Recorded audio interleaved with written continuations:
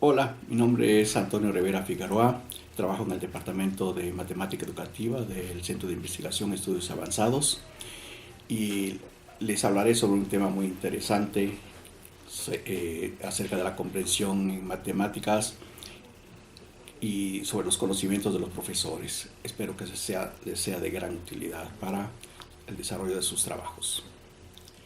Bien, iniciaré la charla con una afirmación obvia que solo una persona que no estuviese en sus 5 sentidos podría no estar de acuerdo.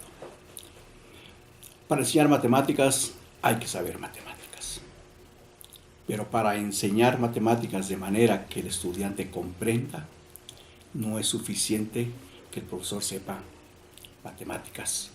Se requiere que sea sensible a las dificultades que pudiese tener los estudiantes, a las dificultades propias del tema de matemáticas y que sea sensible también a la necesidad de recursos didácticos. El aprendizaje con comprensión ha sido un tema sobre el cual se ha escrito y hablado mucho desde hace unos 5 décadas, y razón por la cual es importante pensar en una enseñanza en donde se trate de que el muchacho aprenda comprendiendo y no solo aplicando reglas o fórmulas tipo receta. La enseñanza con comprensión demanda un dominio de la matemática por parte del profesor que vaya más allá de los temas que va a enseñar al alumno. Por esto es importante que el profesor reflexione sobre sus conocimientos y que trate de mirar panorámicamente el tema a enseñar. Voy a tomar prestado una idea de un matemático y psicólogo inglés, Richard Skem, que publicó en uno de sus artículos en 1976. El artículo lleva por título Comprensión relacional y comprensión instrumental. La idea de Skem, a la cual me voy a referir, es sobre el concepto que él introduce allí de un mapa cognitivo.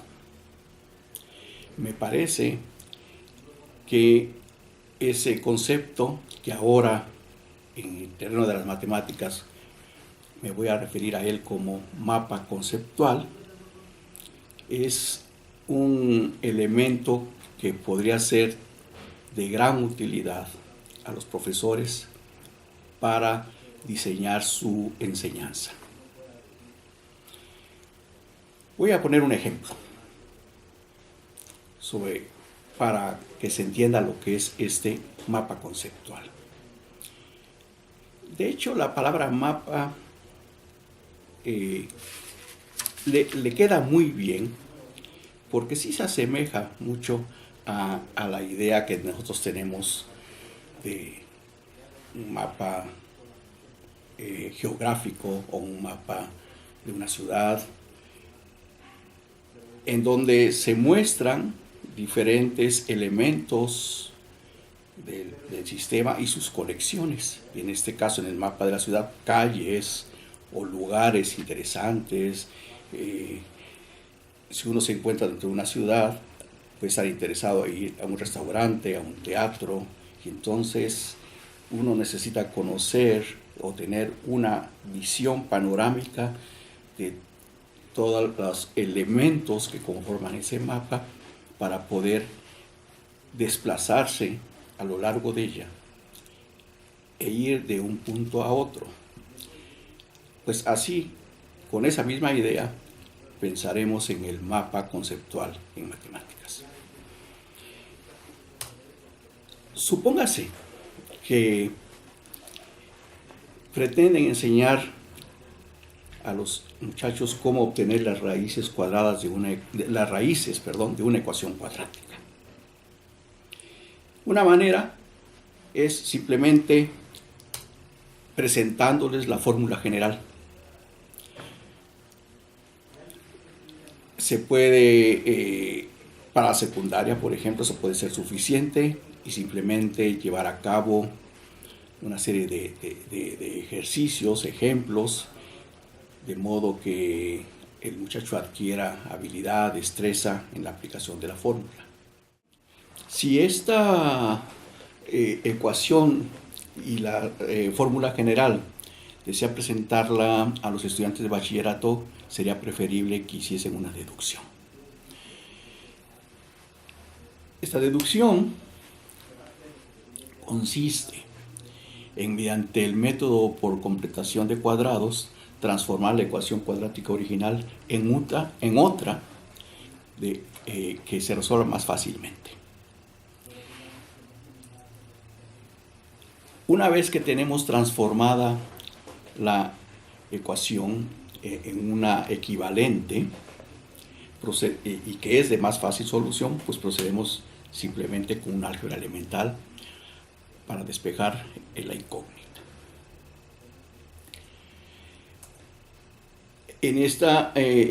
Ahora les estoy presentando el procedimiento en forma breve para finalmente obtener la ecuación, las raíces de la ecuación. Hagamos una reflexión sobre este proceso de deducción. Recuerden que hace rato hablé sobre un mapa conceptual, que sería de gran utilidad para el profesor sobre el tema de matemáticas que estén enseñando. Hacia allá vamos en este caso. Se trata de que a partir de la ecuación cuadrática se llegue a la fórmula general. Hay muchos elementos que entran en juego aquí. Trinomios, concepto de trinomio, trinomios cuadrados perfectos, completación de cuadrados, y todo eso nos lleva a la transformación de la ecuación cuadrática original en una de más rápida solución. Tenemos la ecuación en donde del lado izquierdo es un cuadrado, el cuadrado de x más b sobre 2a, y del lado derecho un término al cual hay que sacarle raíz cuadrada. Entonces, aquí hay un punto importante para reflexión. Tenemos una situación como del estilo z cuadrada igual a alfa, y debemos hallar los valores de z que la satisfacen. La manera correcta es, de allí se deduce que el valor absoluto de z es la raíz cuadrada. No tenemos seguridad si se trata de la raíz positiva o el negativo de esa raíz. La información que tenemos es que el cuadrado de z es alfa. Bien, ese es un punto a reflexionar. La alfa en este caso debe ser mayor o igual que 0 para que podamos obtener la raíz. En nuestro caso, el miembro derecho o el número al cual deseamos sacarle raíz cuadrada es el cociente b cuadrada menos 4ac entre 4a cuadrada. Para ello necesitamos entonces hacer dos consideraciones. Una cuando es mayor o igual que 0 y otra cuando es negativa. Esto, por supuesto, durante las presentaciones que comúnmente se le hace a los estudiantes, no no es algo sobre lo cual durante el proceso se haga esa reflexión o esa aclaración.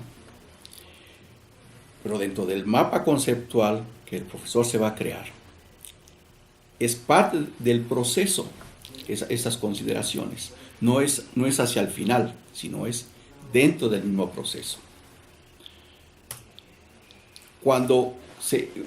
Para el caso del que el miembro derecho es negativo, es cuando surge la necesidad de hablar de la famosa y imaginaria, raíz cuadrada de -1.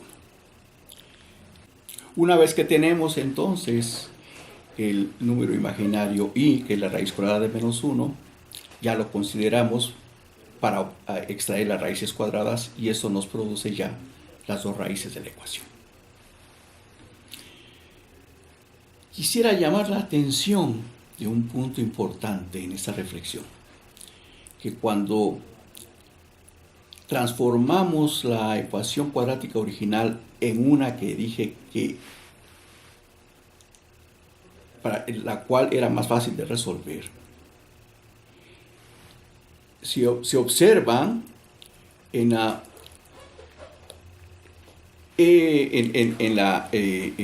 esta expresión de la equivalencia, hay una flecha roja que lo puse con toda intención.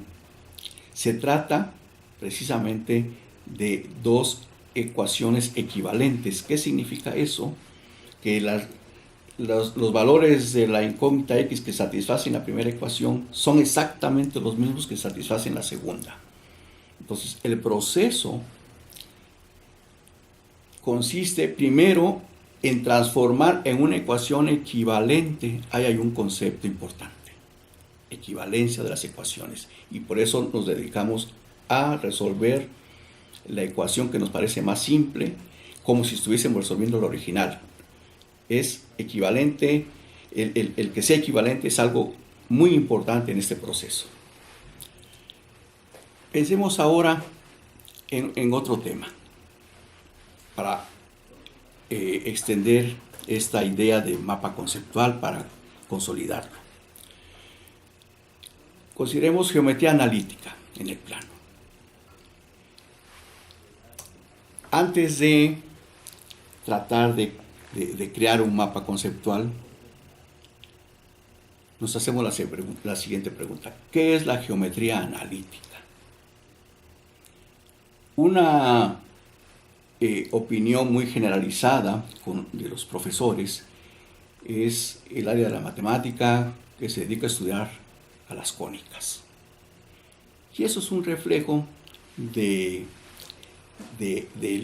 que así están estructurados los programas de esa asignatura en el bachillerato. Pero en realidad la geometría analítica es algo mucho más amplio. Es el estudio de curvas, ciertamente. ¿De qué curvas? Curvas que de origen están definidas mediante recursos puramente geométricos, y de lo que se trata es de representarlos ahora mediante expresiones analíticas. La geometría analítica se encarga de estudiar esas curvas una vez que se han transformado, o que se han representado, más bien, que se han representado en expresiones analíticas. Y las curvas no necesariamente tienen que ser la circunferencia, elipse, parábola, hipérbola.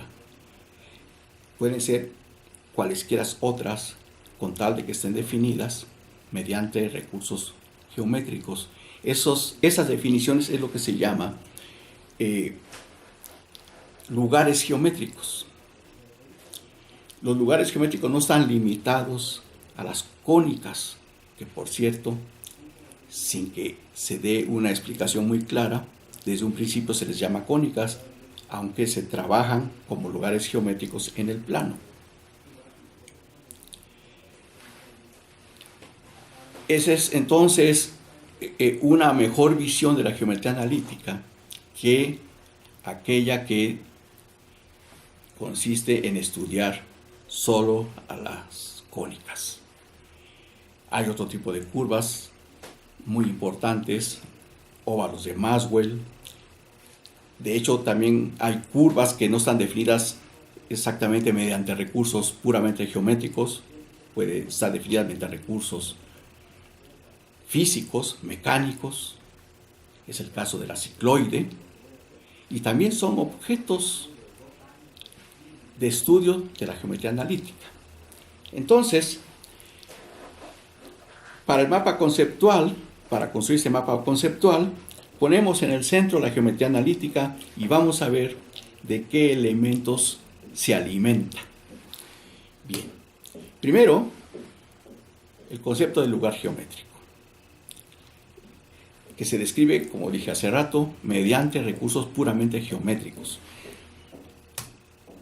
Y sin ningún otro recurso más podemos pensar en una representación gráfica de esos lugares geométricos. Pero, precisamente, la geometría analítica consiste en representarlos mediante expresiones analíticas que requieren, primero, los conceptos de sistemas de referencia. El más conocido pues es el sistema de ejes cartesianos, dos rectas perpendiculares, recta de las eje de las coordenadas, eje de las abscisas. Pero hay otros sistemas de referencia que también son muy importantes para representar a las curvas, que son, por ejemplo, las coordenadas polares.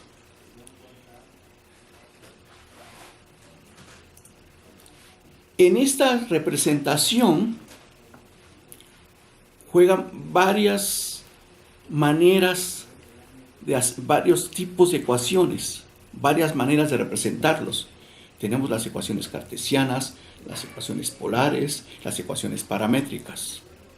Estamos tratando de armar ese mapa conceptual acerca de la geometría analítica y de qué cosas, qué elementos y objetos matemáticos se componen.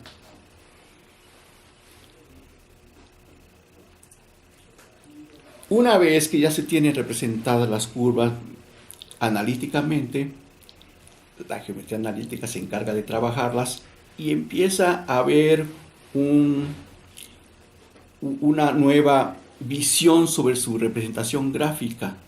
La geometría analítica nos puede proporcionar más información de la que originalmente pudiésemos obtener a partir de la definición como lugar geométrico. Decía que no solo los lugares geométricos son objeto de estudio de la geometría analítica, también curvas definidas mediante otros recursos, como son sistemas mecánicos. Aquí entran la cicloide, por ejemplo, o cardioide, y la cardioide, la cuadratiz.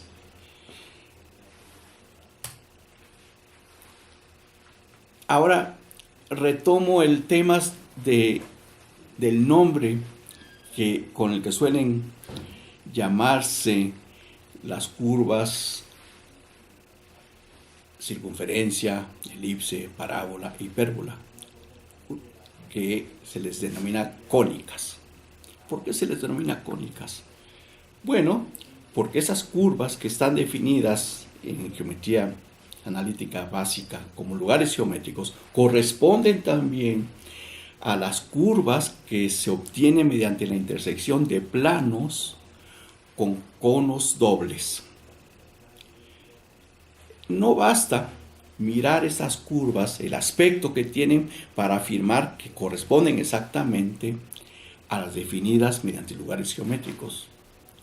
Requiere de una prueba, requiere de una justificación. Creo que esa parte, por ejemplo, no es del todo el dominio de los profesores. Ya está entrando en este mapa conceptual, ya están entrando algunos elementos, algunos objetos que merecen como una especial atención por parte del profesor para ampliar y tener mayor claridad sobre el tema que va a enseñar. Por ejemplo, para probar que las curvas que uno observa en los planos en los planos cuando intersectan con los dobles, para probar que esas corresponden a las estudiadas como lugares geométricos, pues una manera de hacerlo es con las famosas esferas de Dandelin. Tema interesante, tema que todo profesor debería conocer. Las esferas de Dandelin nos dan una manera de probar que lo que observamos como óvalo en un plano que intersecta, un plano inclinado que intersecta un cono, efectivamente se trata de una elipse, definida como lugar geométrico en el plano. Bien, entonces este mapa conceptual nos está ayudando a mirar todos los elementos, los objetos que entran en juego en la geometría analítica, y cada uno de ellos tiene sus propias dificultades y sus propios propósitos. Después viene el tema de las aplicaciones. Ese es un tema que también debería tener un conocimiento el profesor y hasta un cierto dominio.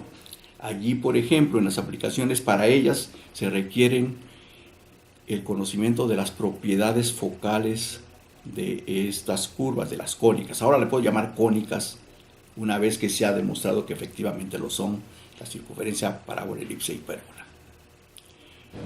Las propiedades focales son son elementos que permiten mirar diversos tipos de aplicaciones de estas curvas. Pasemos a otro ejemplo, ahora de una matemática más sofisticada. Para aquellos que vayan a enseñar matemáticas en ingeniería, uno de los temas, por ejemplo, son las transformadas. Transformada de Fourier, transformada Z, muy usada en ingeniería electrónica. Les estoy presentando aquí un mapa conceptual acerca de este par de transformadas. Están muy relacionadas. Hay vínculos entre ellas y esas son las cosas que hay que conocer. Los mapas conceptuales no solamente nos proporcionan los elementos y objetos matemáticos que entran en juego, los que están involucrados en el tema en el que estoy trabajando, sino también nos muestran los vínculos, las relaciones, las conexiones. Aquí les presento un mapa conceptual acerca de la transformada de Fourier y la transformada Z, un tema que se enseña en ingeniería, sobre todo en ingeniería electrónica, y que es sumamente importante en esas áreas de la ingeniería. En este mapa que les estoy presentando, se muestra, por ejemplo, que para llegar a la transformada Z, pues algo que es conveniente es tener claro que tiene un origen en las series de Fourier. Series de Fourier que después se transforman en una forma compleja y se pasa ya por un proceso de límite para llegar a la integral de Fourier. Aquí aparece una flecha roja. Es una flecha que está avisándonos de una situación difícil. Cuando uno expone, por ejemplo, la transformada de Fourier, la integral de Fourier, primero la integral de Fourier, después la transformada, de ahí se deriva la definición, hay un paso que hay que justificar, un paso al límite que en realidad en ingeniería no sería pertinente tratar de hacerlo. Algunos libros de texto tratan de hacerlo, pero no les queda bien. ¿Por qué? Porque es un tema que en realidad la única manera de tratarlo de forma correcta es en el análisis matemático y un tanto avanzado. Así que en esa parte el profesor debe reconocer que está fuera del alcance, que no es propio para ese nivel, reconocerlo y entonces simplemente es decir que se acepta y que es un resultado que se puede probar, pero que no está al alcance en esos momentos para el estudiante. Una vez ya salvado esa parte, pues ahora sí se puede usar la fórmula de integral de Fourier, se puede pasar a definir, que se transforma ya en definiciones las cuales tendrán que ilustrarse ampliamente con aplicaciones. Después, el siguiente paso es, a partir de esas nociones o esos conceptos de transformada de Fourier, pasar a la transformada Z. Allí hay otra flechita, roja, quizá con un rojo menos intenso, pero que también entraña una problemática matemática de un alto nivel, y que también hay que reconocer allí que quizá no se está en posibilidades de hacer todas las justificaciones. Para hacer todas las justificaciones de las fórmulas involucradas en la transformada Z, se requiere, por ejemplo, conocimientos de variable compleja, el cálculo por residuos, series de Laurent, una teoría bien desarrollada sobre eso, pero para fines de ingeniería no es pertinente profundizar en esos aspectos. Pero el profesor tiene que estar consciente de que está fuera del alcance del estudiante en ese nivel, y no tratar de dar alguna explicación que seguramente no va a quedar bien.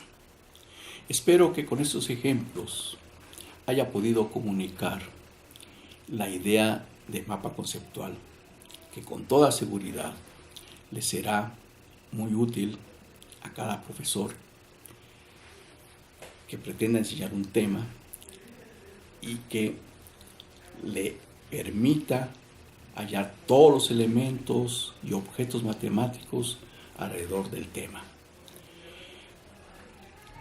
Les invito a que lean el artículo de Richard Skem, del cual ya he dado información antes, en donde encontrarán una explicación más amplia de estos temas.